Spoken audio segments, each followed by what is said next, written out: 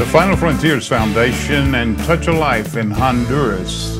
Touch a Life Child Rescue bring you the story of Maria. Maria Jose is a child of about 4 years old. She has a congenital heart defect. And this last week, she underwent open heart surgery here in the country of Honduras. There are no Honduran doctors that are certified to do open heart surgeries, and many times they will either take these children to the States to have the open heart surgery in a hospital in the States, and sometimes they will bring doctors' teams here to do the open heart surgery. Just this last week, one doctor from Illinois came in and brought his whole team with him. They did 10 open heart surgeries in 5 days, almost unheard of. They were working for 12, 14-hour days. Maria Jose was the last child to have open heart surgery. They told us it would take about 5 hours. Here she is the day that we brought her to the hospital to check in and make sure everything was all right. She has that look on her face a lot of times, and she's wondering, what in the world is this gringo doing with this camera? But here she is in her hospital room that she's gotten ready for surgery. This is the day after the first picture was taken. Here she is with Brother Keith Penny on the day that she's coming into the hospital and just before surgery.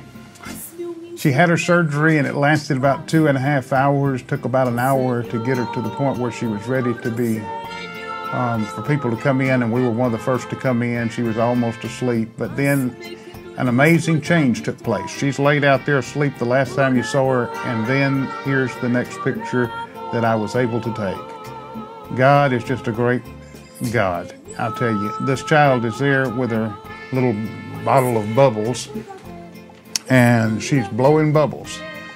Here she is.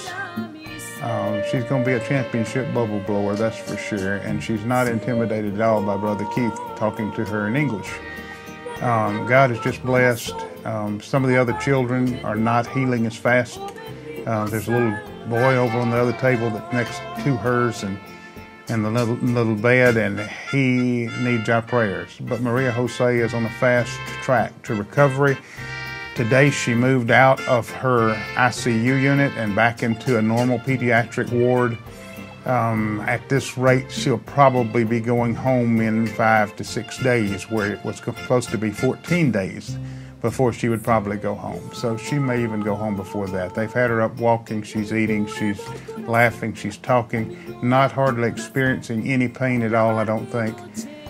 It's just amazing what God can do in these situations. We want to thank you for everyone who's prayed for her.